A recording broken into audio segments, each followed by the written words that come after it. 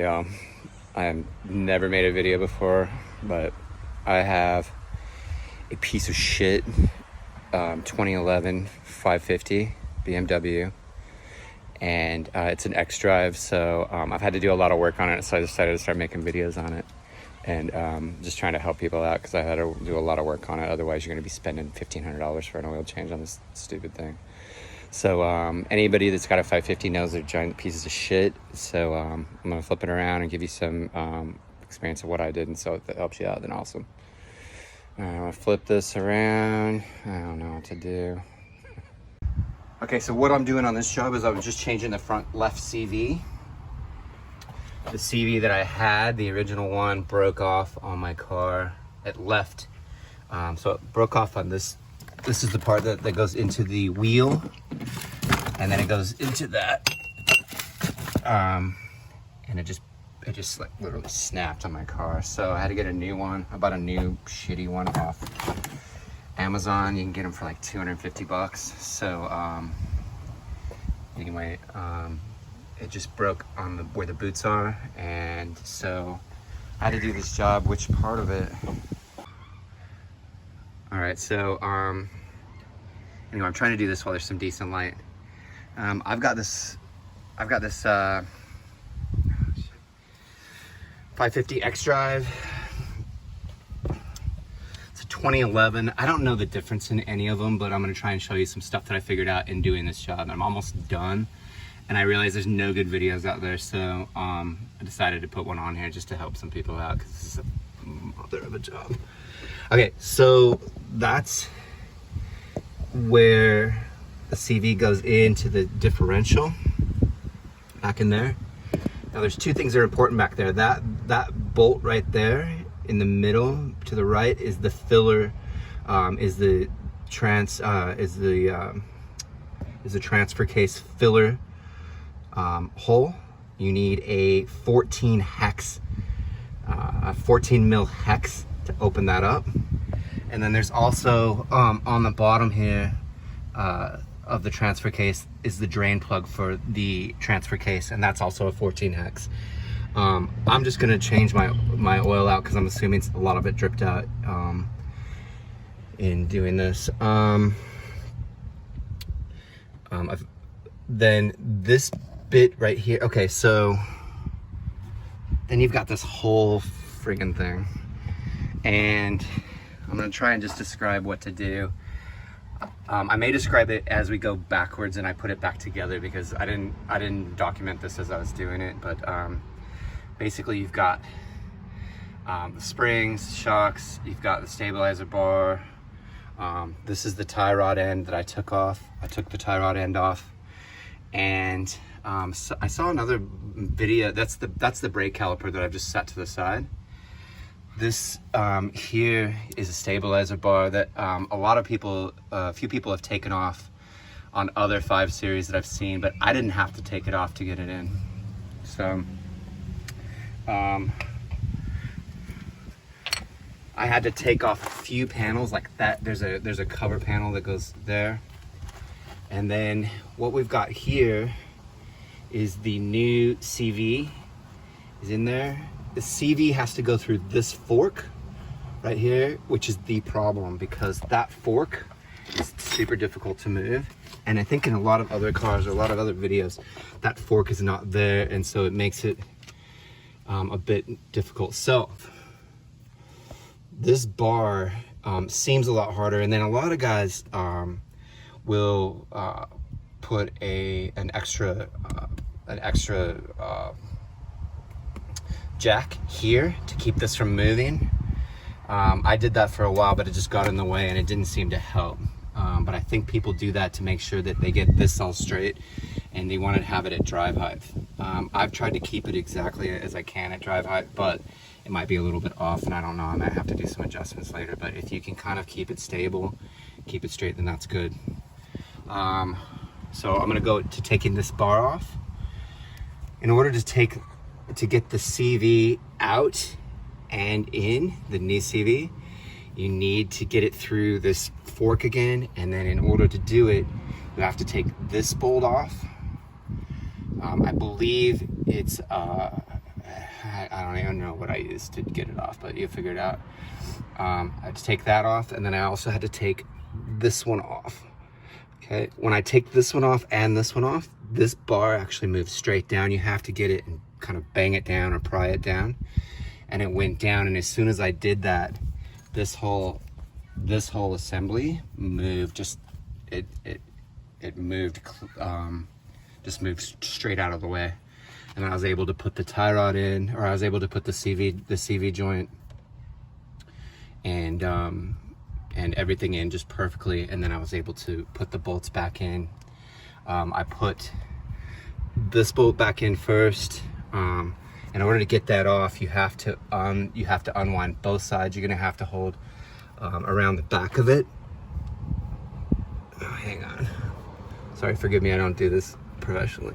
There's a bolt around the back, and then this bolt here, and you have to ratchet them out one, and then you have to bang it through. I was able to get it through by just taking a screwdriver and tapping it through and pushing this bolt through once, and it popped all the way out, and then it comes right out. Can be somewhat difficult, but it's also really not too bad considering that you're back under here of the car. Okay, so then you get it back together. We want to make sure that the CV the part that goes into the transfer case is tapped in all the way back in. It's got a little C-clamp and it just snaps in. You don't really have to do anything. And I was lucky because I didn't have to take the old one out because mine snapped. But if you do have to take the old one out, then you have to get back under the car, and then you have to get a hammer and get over by the other side of the car and get a hammer and knock it back this way. You got to take all the panels off underneath the car, all the protection, all the panels, and then you do have an angle where you can get like a little, you can get a really thick screwdriver or some kind of chisel, and you can get a nice angle on it, and it just pops right out. I was able to pop it out pretty easily. And then when you take this wheel assembly, when you take this nut out, this is a 17 hex. When you take this nut out, the front part of it comes out really easy as well. So once you get the CV back in and you get it lined up and you get it looking nice, you do that, you can put the wheel screw back in. Again, for a 5 Series BMW 550 2011, that's a 17 hex. And you definitely get one of those, and then we're gonna have to torque that down later. All right, I'm gonna continue putting this back together, and I'll document each part I put back together so that you can kind of see it's the opposite of how I took it out. So I think first I'm gonna take the tie rod out, and then I think I'm actually gonna top off the oil in the transfer case. There's other videos you can do for doing the transfer case, so if that helps. All right, as putting this back together, same way to take it apart. I am gonna take the forks off that stabilizing bar, I'm actually putting them back on, and I'm using a 13/16 or 21 mil to tighten the nut on the left-hand side, and then a 3/4 inch socket. I don't know what that is metric, but it's what works for me, and it's grabbing. So it's off a 1 inch or off a 1/2 inch racket. And anyway, so all right, as I put the car back together, I'm gonna document how to put it back together, and it's just the opposite, obviously, when you're taking it apart. I didn't start making this video until after I had it all apart, so this is the best way I can figure out how to tell you to do it. If it helps, even again, put some notes in the comments or whatever. I'll let you know.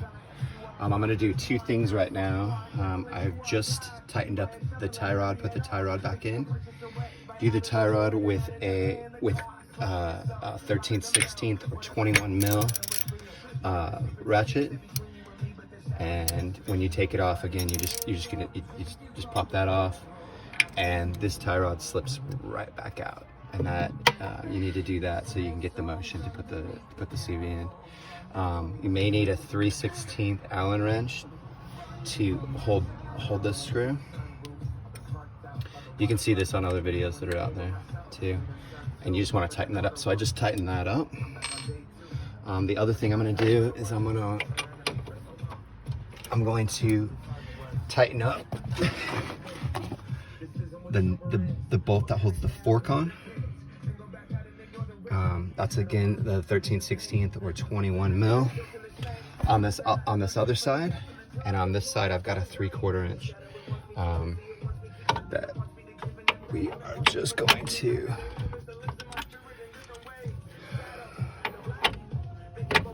so again we're just going to tighten that up.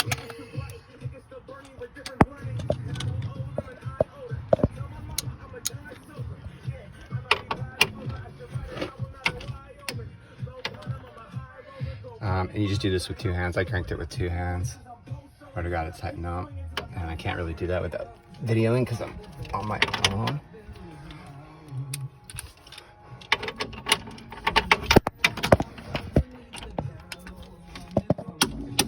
Alright, so those are tight.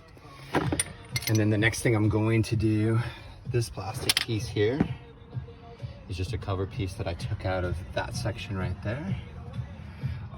There are 4 screws that go in, and then there are also, I'm going to put those in a 5/16, I believe, or 7 mil, and put the 4 screws in, and this piece goes in just like this. And that covers the piece off. I don't think you have to take this off, but I just took it off so that it will so it was easier access to get into some of the stuff in there. I don't know if it was necessary. There's also a couple of just push pins that go in these 2 spots. You just gotta pop those. All right, you guys. Next step. Sorry, I keep editing. There's only 2 screws to put that plastic panel back on. The screw here and this screw here, and there's these just like plastic slider clips that go here and here, and so there's really they'll just put those back on. The 2 screws on the bottom are so that the bottom protective panel can be screwed back up into it when we get to putting that protective panel back on. So next I'm going to put the splash guard back on. The splash guard goes on to these. There's these 4 screws. The brake, the clip for the brake lines and the line sensors goes up here, and that clip goes up back behind the splash guard as well. It takes a 10 mil socket. You just put those 4 screws back on, and then after that I'm going to put the rotor back on. All right, kids. All right, so you put the rotor back on simply by putting all 5 of the lug bolts back in, kind of snug that up, and then you use a hex screw or a hex bit to put this bit back in, and that holds it snug to the rotor. Put the brake on, then you get that pretty tight. I put the lugs in. I put the lugs in all the way to get the rotor pretty tight, like it would be when the wheel's on.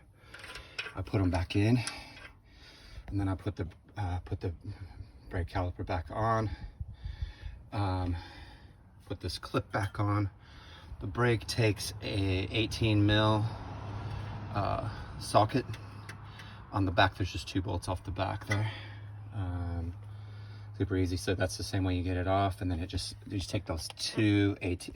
Well, sorry guys, just listen more than watch.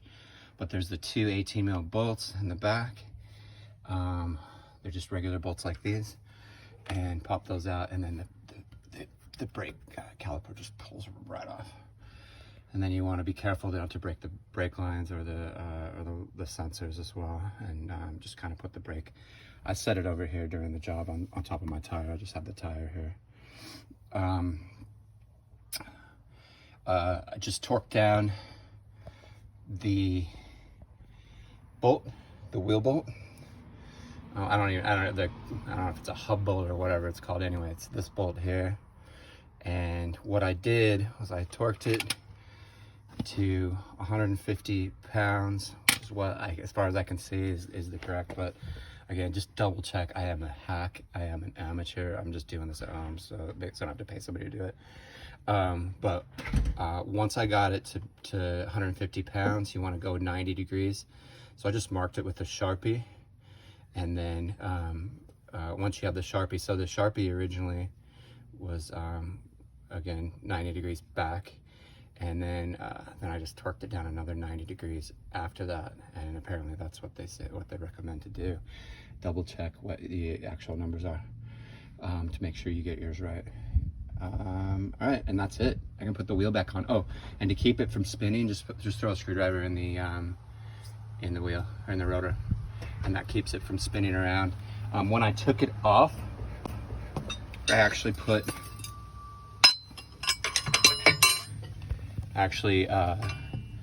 like I did it something like that. So put that in the lugs, and then when it was spinning, it actually it catches so that it catches so that you can get leverage on it. Put something like that in there, or just do the screwdriver up in it when you're coming off. All right, I'm just gonna throw the wheel back on. That's it. All right, leave me some notes if you have questions. Hopefully I helped you out. Bye.